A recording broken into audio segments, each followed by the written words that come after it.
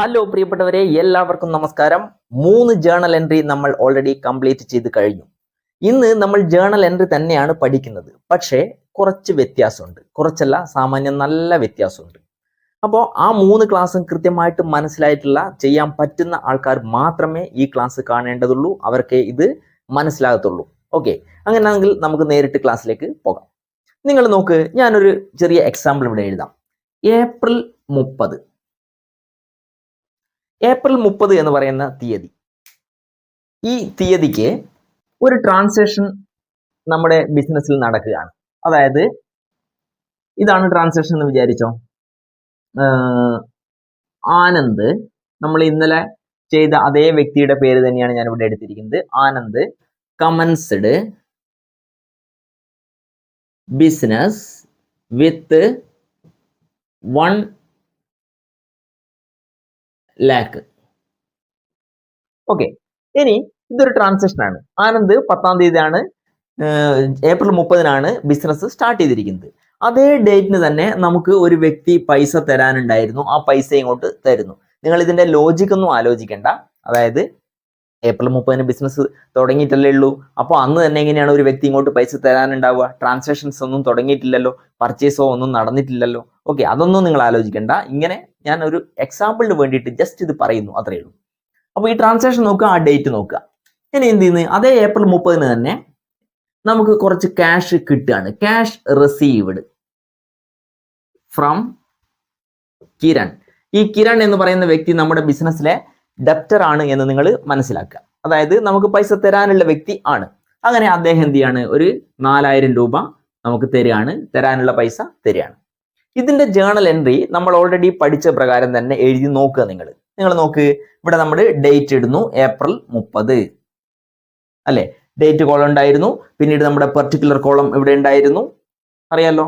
അപ്പോൾ ആദ്യത്തെ എഴുതുക, ഏപ്രിൽ 30-ന് ആനന്ദ് ബിസിനസ് സ്റ്റാർട്ട് ചെയ്തു. അതിന്റെ ജേണൽ എൻട്രി നമ്മൾ ഇങ്ങനെയാണ് എഴുതുക. Cash account DR. ഇവിടെ നമ്മൾ LF column, amount column to Anand capital.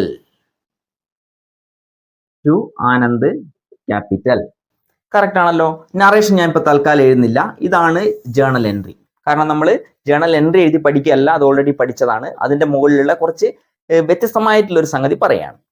ഇത് എഴുതി ഏപ്രിൽ 30-നാണ്. ഇനി വീണ്ടും ഏപ്രിൽ 30 എന്നുള്ള ഡേറ്റ് തന്നെ എടുക്കുകയാണ്. ഏപ്രിൽ 30ക്ക് ക്യാഷ് റിസീവ്ഡ് ഫ്രം കിരൺ.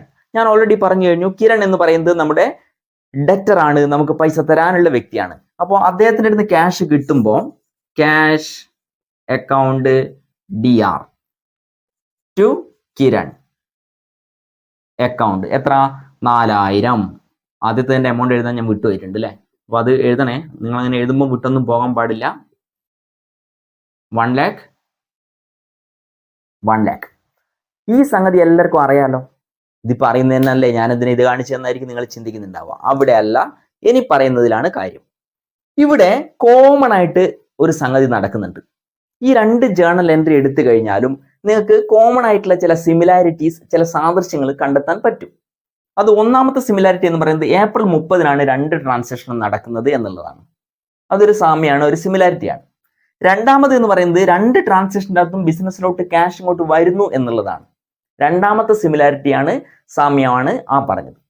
അപ്പോൾ ഇങ്ങനെ ട്രാൻസാക്ഷൻ വന്നു കഴിഞ്ഞാൽ, ഇടപാട് വന്നു കഴിഞ്ഞാൽ ജേണൽ എൻട്രി എഴുതുമ്പോൾ നിങ്ങൾക്ക് കുറച്ചുകൂടി സൗകര്യം തരുന്ന ഒരു രീതിയുണ്ട്.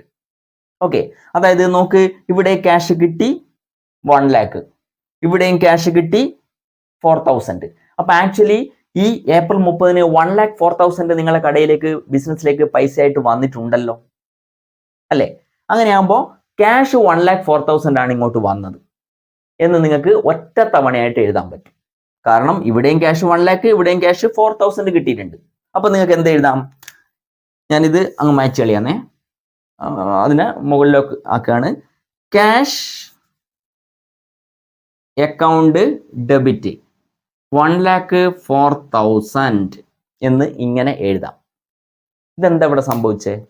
ബിസിനസ്സിലോട്ട് വന്നിട്ടുള്ള 1 lakh ക്യാപിറ്റലും ബിസിനസ്സിലോട്ട് വന്നിട്ടുള്ള 4,000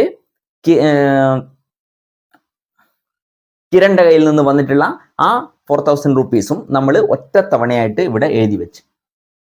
അപ്പോൾ നോക്ക്, ഇവിടെ 2 പ്രാവശ്യം എഴുതുന്നതിന് പകരം ഒരൊറ്റ തവണയായിട്ട് എഴുതി. അപ്പോൾ ഈ ഒരു സംഗതി അവിടെ പോയി, ഈ ഒരു സംഗതിയും അവിടെ പോയി. ഓക്കെ, ഇനി എന്താ ബാക്കിയുള്ളത്? ഇവിടെ ഒരു ക്രെഡിറ്റ് ഉണ്ട്, ഇവിടെ ഒരു ക്രെഡിറ്റ് ഉണ്ട്. അപ്പോൾ ഇവിടെ ക്രെഡിറ്റ് ഉള്ളത് 1 lakh ആണ്, ഇവിടെ ക്രെഡിറ്റ് ഉള്ളത് 4000 ആണ്.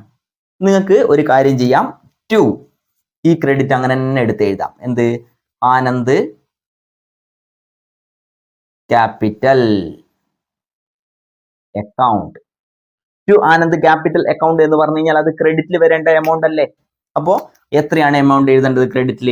1 lakh എന്നേ എഴുതാൻ പാടുള്ളൂ. കാരണം 1 lakh നിങ്ങൾക്ക് ആനന്ദിന്റെ ക്യാപിറ്റൽ ആയിട്ട് ബിസിനസ്സിലോട്ട് വന്നിട്ടുള്ളൂ. പ്രത്യേകം ശ്രദ്ധിക്കണം, അങ്ങനെ തന്നെ എഴുതണം. ഓക്കെ, ഞാൻ പറഞ്ഞിരുന്നു 2 സൈഡും എപ്പോഴും ഡെബിറ്റ് സൈഡും ക്രെഡിറ്റ് സൈഡും ഈക്വൽ ആയിട്ട് തന്നെ വരണം, തുല്യമായിരിക്കണം എമൗണ്ട്. ഒരു ജേണൽ എൻട്രിയുടെ ഡെബിറ്റ് സൈഡും ക്രെഡിറ്റ് സൈഡും എപ്പോഴും ഈക്വൽ ആയിരിക്കണം. ഞാൻ അന്ന് ചെരുപ്പിന്റെ ഒരു കഥ പറഞ്ഞിരുന്ന ഓർമ്മിക്കുന്നില്ലേ? നമ്മൾ ഒരു ചെരുപ്പ് എന്ന് പറഞ്ഞു കഴിഞ്ഞാൽ ഒരു ജോഡിയാണ്, ഇടത്തെ കാലിന്റെ വലത്തെ കാലിൻ്റെത്. ഇടത് കാലിന്റെ 6 ഇഞ്ച് ആണെങ്കിൽ വലത് കാലിന്റെ 6 ഇഞ്ച് തന്നെ ആയിരിക്കണം.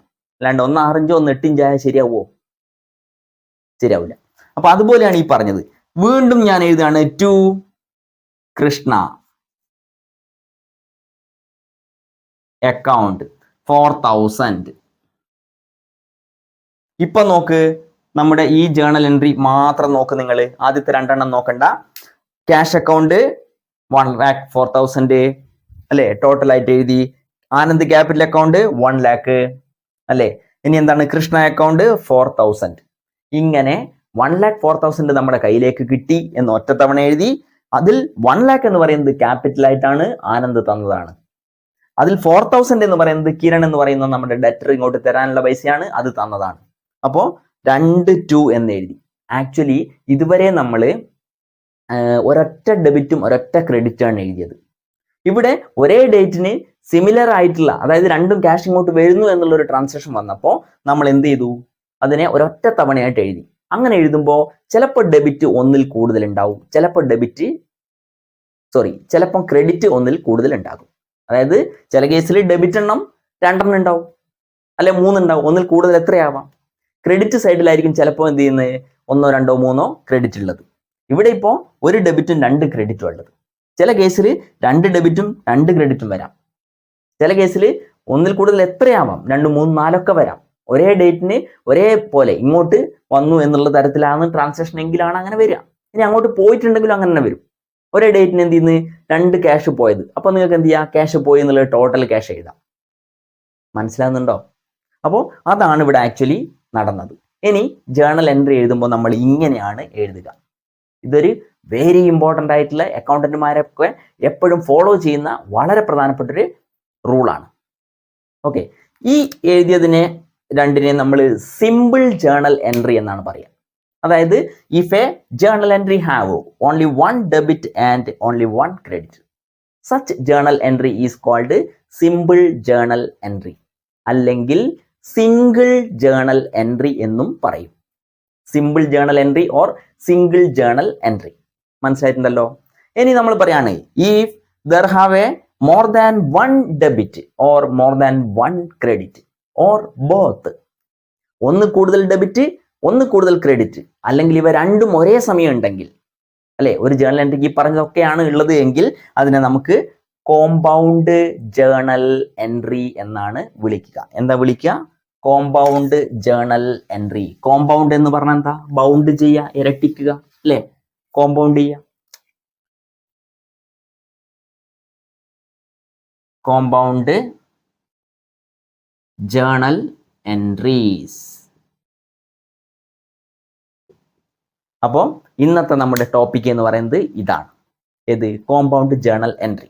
ഞാൻ ആദ്യം ഹെഡിങ് പറഞ്ഞിട്ട് അതിൽ ഇങ്ങനെ പിന്നെ അതിനെ പറഞ്ഞ് സ്ഥാപിക്കുന്നതിന് പകരം സംഗതി അങ്ങ് നേരിട്ട് പറഞ്ഞു, എന്നിട്ട് ഇതിലേക്ക് പോയതാ കോമ്പൗണ്ട് ജേണൽ എൻട്രി ഇതാണ് എന്നതിലേക്ക് പോയതാ.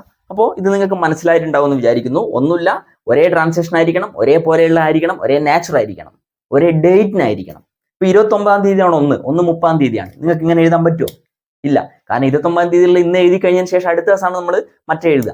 അപ്പോൾ എന്ത് ചെയ്യുക? പിന്നെ ഇതിനെ വെട്ടിയിട്ട് അങ്ങനെ രണ്ടിനെ ഒന്നാക്കാനൊന്നും പറ്റില്ല. അപ്പോൾ ഒരു ദിവസമായിരിക്കണം, ഒരേ സ്വഭാവമായിരിക്കണം. അതായത് ക്യാഷ് പോകുന്നതാണെങ്കിൽ ക്യാഷ് രണ്ടും പോകുന്നു. ഏപ്രിൽ 30 രണ്ടും ഏപ്രിൽ 30. ഓക്കെ, ഇങ്ങനെയുള്ള ട്രാൻസാക്ഷനെയാണ് നമ്മൾ ആക്ച്വലി എന്ത് വിളിക്കുക? Compound journal entry. എന്താണ് ഉത്തരം പറയാ?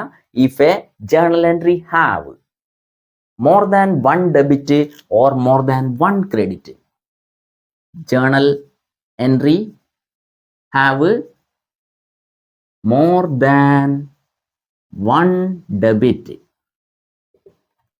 or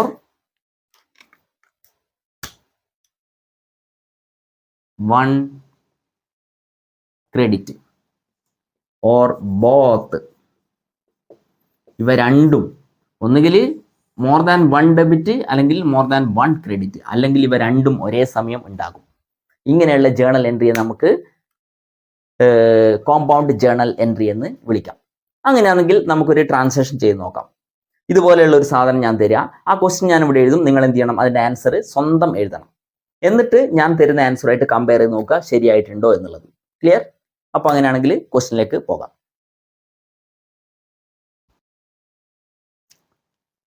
ശരി, ഞാനിവിടെ ജേർണൽ എൻട്രി എഴുതിയിട്ടുണ്ട്. നിങ്ങൾ ആദ്യം ഇതിനെ എങ്ങനെ എഴുതണം? നമ്മൾ ആദ്യമൊക്കെ, അതായത് തുടക്കത്തിലെ ശീലിച്ച ഏത് രീതിയാണോ ആ രൂപത്തിലേക്ക് നിങ്ങളുടെ നോട്ടിൽ എഴുതുക. ഓക്കെ, അതിനുശേഷം എന്ത് ചെയ്യുക? കോമ്പൗണ്ട് ജേർണൽ എൻട്രി ആയിട്ട് എഴുതുക. അപ്പോൾ ഒരു കാര്യം പ്രത്യേകം ശ്രദ്ധിക്കണം, നമ്മൾ കണക്ക് ചെയ്ത് ഇനി അങ്ങോട്ട് എത്തുമ്പോൾ ഈ രണ്ട് രീതി ഒരേ സമയം ചെയ്യൂല കേട്ടോ. കോമ്പൗണ്ട് മാത്രമേ എഴുതുള്ളൂ. നമ്മൾ ഇപ്പം എന്തിനാ ഞാൻ ആദ്യത്തെ ചെയ്യാൻ പറഞ്ഞത്? അങ്ങനെ പറഞ്ഞത് അത് നമുക്കൊന്ന് എന്ത് ചെയ്യണം, നമ്മൾ ആദ്യമായിട്ട് ചെയ്യാൻ പോകുന്നത് അല്ലേ. അപ്പോൾ ഇതുവരെ ചെയ്തതിൽ നിന്നൊരു വ്യത്യാസം ഉണ്ടാകുമ്പോൾ ഇതുവരെ ചെയ്തത് ഒന്ന് ചെയ്യാം, എന്നിട്ട് മറ്റത് ചെയ്യാം. അപ്പോൾ അതിൽ നിന്ന് മെല്ലെ പതുക്കെ ഇതിലേക്ക് പോരണം. ക്ലിയർ? അപ്പോൾ ഇതൊന്ന് ചെയ്ത് നോക്ക്. എങ്ങനെയാ വരിക? പെയ്ഡ് വേജസ്, ഏപ്രിൽ 30 വേജ് കൊടുത്തു എന്നുള്ളതാണ്. എത്രയാണ് കൊടുത്തത്? 2500. 3500 രൂപ, 3500, 3500 രൂപ വേജ് ആയിട്ട് കൊടുത്തു. നമ്മുടെ എക്സ്പെൻസ് ആണിത്. എങ്ങനെ എൻട്രി വരിക? Wage account debit to cash. എത്രയാ എമൗണ്ട്? 3500. ക്ലിയർ? ഇത് മനസ്സിലായിട്ടുണ്ടല്ലോ. അപ്പോൾ അതറിയാം. ഇനി സാലറി കൊടുത്തു. മറ്റൊരു പ്രധാനപ്പെട്ട എക്സ്പെൻസ് ആണ് സാലറി എന്ന് പറയുന്നത്. എങ്ങനെയാ വരിക journal entry? Salary account debit to cash അല്ലേ? 4000 രൂപയാണ് നിങ്ങൾ അതിന് എഴുതേണ്ടത്. മൂന്നാമത്തെ ട്രാൻസാക്ഷനും സെയിം ഡേറ്റിന് തന്നെയാണ്. അവിടെ കൊടുത്തത് കമ്മീഷനാണ്. കമ്മീഷൻ കൊടുത്തു എന്ന് പറയുമ്പോൾ നിങ്ങളുടെ കയ്യിൽ നിന്ന് ക്യാഷ് പോവുകയാണ് ഇവിടെ. Commission account debit, cash account credit. അതായത് ഈ 3 ജേർണൽ എൻട്രിയിലും 3 ട്രാൻസാക്ഷൻ്റെ അകത്തും ക്യാഷ് എന്നുള്ള ഒരു എലമെന്റ്, ബിസിനസ്സിലെ ക്യാഷ് അങ്ങോട്ട് പോവുകയാണ്. ഓക്കെ, അപ്പോൾ ടോട്ടൽ എത്ര ക്യാഷ് പോയി എന്ന് ചോദിച്ചു കഴിഞ്ഞാൽ 3500, 4000, 2500. 3ഉം 2, 5, 6, 4, 10000 രൂപ, 10,000 റുപ്പീസ് ബിസിനസ്സിൻ്റെത് പോയിട്ടുണ്ട്. അത് ഏതെങ്കിലും ഒരു പ്രത്യേക കാര്യത്തിന് പോയതാണോ? അല്ല. അതിൽ വേജ് കൊടുത്തതുണ്ട്, സാലറി കൊടുത്തതുണ്ട്, കമ്മീഷൻ കൊടുത്തിട്ടുണ്ട്. ഇങ്ങനെ 3ഉം കൂടിയിട്ടാണ് നമുക്ക് 10,000 പോയിട്ടുള്ളത്. അപ്പൊ ടോട്ടൽ എത്ര ക്യാഷ് പോയി എന്ന് വെച്ചാൽ നിങ്ങൾ എന്താ പറയാ? ടോട്ടൽ ക്യാഷ് 10,000 പോയിട്ടുണ്ട്. അപ്പൊ ടു ക്യാഷ് എന്ന് പറഞ്ഞിട്ടല്ലേ ക്യാഷ് പോകുമ്പോൾ നമ്മൾ എഴുതുക. അപ്പൊ അതാണ് ഇവിടെ എഴുതേണ്ടത്. ടു ക്യാഷ് അക്കൗണ്ട് എത്ര? 10,000. ക്ലിയർ? അപ്പോൾ ഞാൻ 2 ആദ്യം എഴുതി എന്തിനാന്ന് വെച്ചാൽ കോമൺ ആയിട്ട് വരുന്ന ഫാക്ട് അതാണ്. ആ സംഗതി ഞാൻ അവിടെ എഴുതി എന്നേ ഉള്ളൂ. ഇനി നമുക്ക് ഈ 10,000 എങ്ങനെയാ പോയത്? അപ്പൊ ഇതിന്റെ ഡെബിറ്റ് സൈഡിലേക്ക് ഇനി എഴുതണം അല്ലേ? ഡെബിറ്റ് സൈഡിൽ എഴുതണം. എന്തൊക്കെയാ? 10,000 സാലറി കൊടുത്തിട്ടാണോ പോയത്? അല്ല. 10,000 കമ്മീഷൻ കൊടുത്തിട്ടാണോ പോയത്? അല്ല. 10,000 വേജ് കൊടുത്തിട്ടാണോ പോയത്? അല്ല. പക്ഷെ ഇതെല്ലാം കൂടിയാണ് പോയത്. അപ്പൊ എങ്ങനെ എഴുതുക? വേജ് കൊടുത്തു എന്ന് വരണം. എത്രയാ കൊടുത്തത്? 3500. സാലറി കൊടുത്തു എന്ന് വരണം. എത്രയാ കൊടുത്തത്? 4000. കമ്മീഷൻ കൊടുത്തു എന്ന് വരണം. എത്രയാ കൊടുത്തത്? 2500. അപ്പൊ ഇതൊക്കെ വരണം. 3ഉം സെപ്പറേറ്റഡ് ആയിട്ട് വരണം. അപ്പോൾ ഡെബിറ്റ് ഈ ഓരോ സാധനമാണ് വരിക. വേജസ് അക്കൗണ്ട് ഡെബിറ്റ്, ഒരു ഡെബിറ്റ് വന്നു. അടുത്ത ഡെബിറ്റ് സാലറി അക്കൗണ്ട് ഡെബിറ്റ്, വീണ്ടും കമ്മീഷൻ അക്കൗണ്ട് ഡെബിറ്റ്.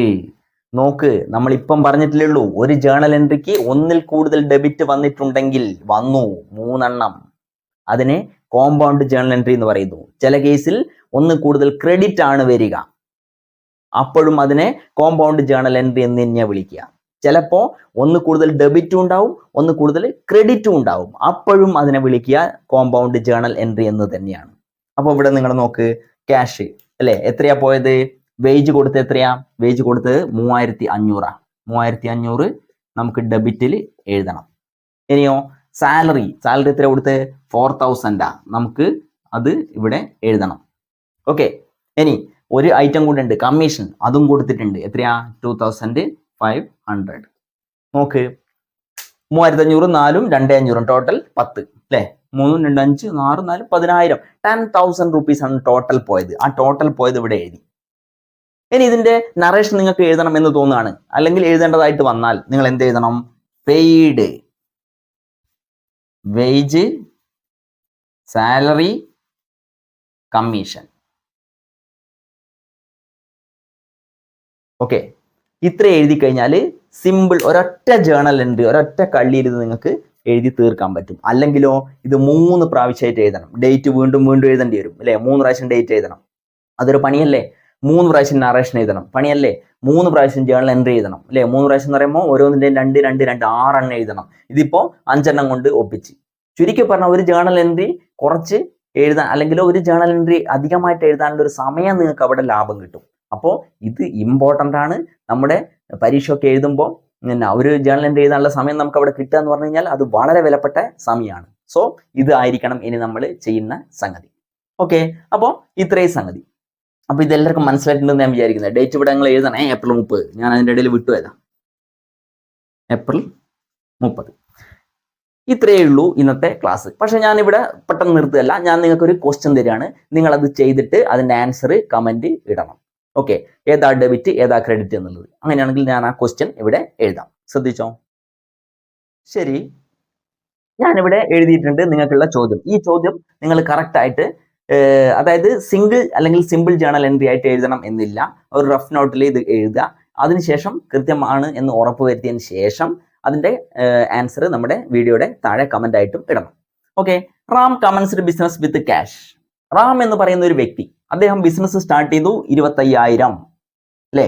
ക്യാഷ് ഉപയോഗിച്ചിട്ട് അദ്ദേഹം ബിസിനസ് സ്റ്റാർട്ട് ചെയ്തു. എത്ര റുപ്യ ക്യാഷ് ആയിട്ട് കൊണ്ടുവന്നേ? 25,000. കോമയാണ് അവിടെ കൊള്ളാത്തതുകൊണ്ടാണ് ഇപ്പം എഴുതിയത്. മിഷനറിയും അദ്ദേഹം ബിസിനസ് സ്റ്റാർട്ട് ചെയ്യുമ്പോൾ കൊണ്ടുവന്നതാണ്, അല്ലാതെ മിഷനറി പുതിയതായിട്ട് മേടിച്ചു എന്നല്ലേ എഴുതിയത്. മിഷനറിയും ഈ ബിസിനസ് സ്റ്റാർട്ട് ചെയ്യുമ്പോൾ അദ്ദേഹം ബിസിനസ്സിലോട്ട് കൊണ്ടുവന്നിട്ടുള്ള സാധനമാണ്. അതുപോലെ തന്നെ കുറെ സ്റ്റോക്ക് ഐറ്റം അദ്ദേഹത്തിന്റെ കയ്യിലുണ്ടായിരുന്നു, അതും അദ്ദേഹം ബിസിനസ് സ്റ്റാർട്ട് ചെയ്യുമ്പോൾ കൊണ്ടുവന്നതാണ്. ഇതാണ് ഇന്നത്തെ നിങ്ങൾക്കുള്ള ഹോംവർക്ക്. അപ്പോൾ ഈ ക്ലാസ് ഞാൻ ഇവിടെ നിർത്തുകയാണ്. കൃത്യമായിട്ട് മനസ്സിലായിട്ടുണ്ടെന്ന് വിചാരിക്കുന്നു. 1ഉം 2ഉം 3ഉം വീഡിയോ കൃത്യമായിട്ട് മനസ്സിലാക്കി പഠിച്ചിട്ടുള്ള ആൾക്കാർക്ക് ഇത് മനസ്സിലാവുള്ളൂ. വെരി ഇമ്പോർട്ടൻ്റ് ആണ്. അടുത്ത ക്ലാസ്സിൽ മറ്റ് വളരെ വ്യത്യസ്തമായിട്ടുള്ള ഒരു ടോപ്പിക്കുമായിട്ട് നമുക്ക് കാണാം. അതുവരേക്കും എല്ലാവർക്കും ബൈ.